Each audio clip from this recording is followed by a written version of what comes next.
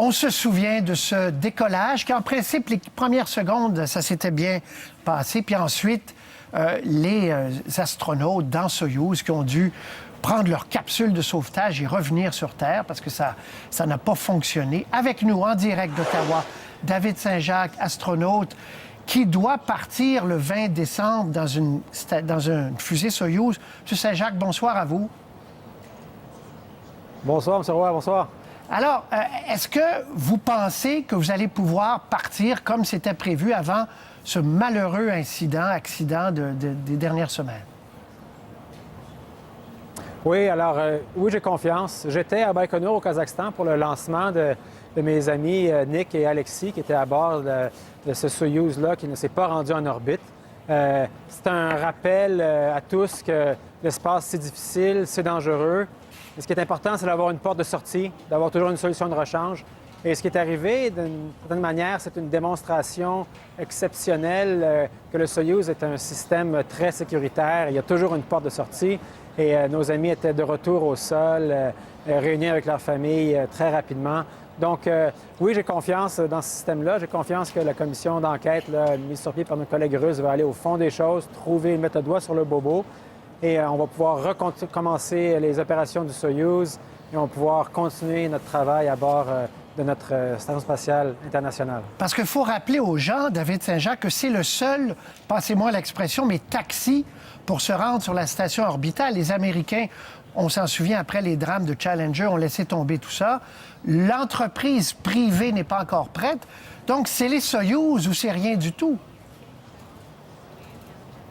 Effectivement, vous avez raison. Depuis la mise, si on veut, au rencard des navettes spatiales américaines, le Soyouz, c'est la seule manière qu'on a de se rendre à bord de la station.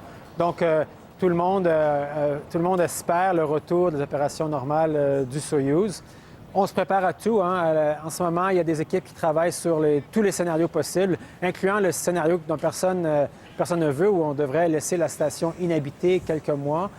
Personne ne veut ça parce qu'il y a de la recherche scientifique importante à faire à bord.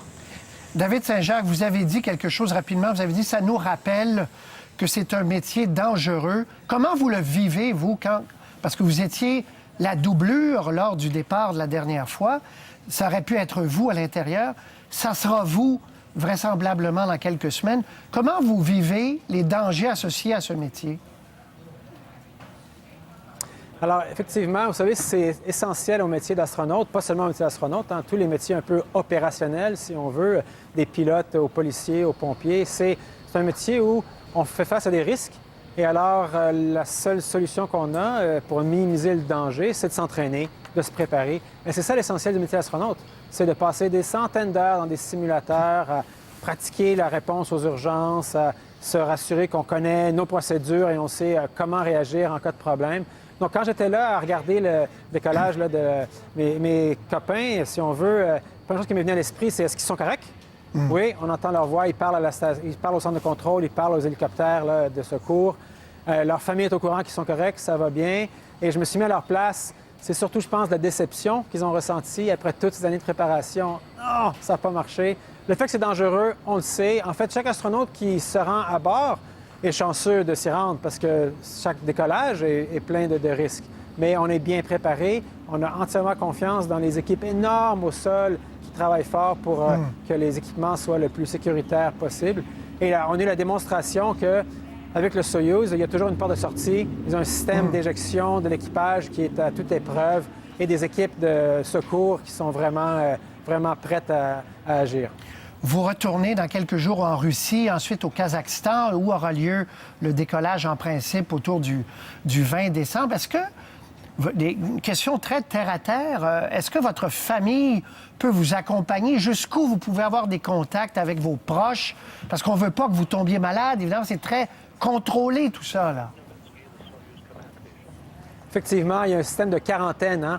Lorsque, à peu près 2 semaines avant le décollage, l'équipage est maintenu en quarantaine avec une petite équipe restreinte de médecins et puis d'entraîneurs. Et on vit tous dans une espèce de... On est mis à l'écart, là. Okay. Notre famille a accès à nous après examen médical. Donc, ils vont pouvoir venir voir le lancement et on va pouvoir se voir peut-être quelques heures là, après avoir été, si on veut, béni par le médecin de vol.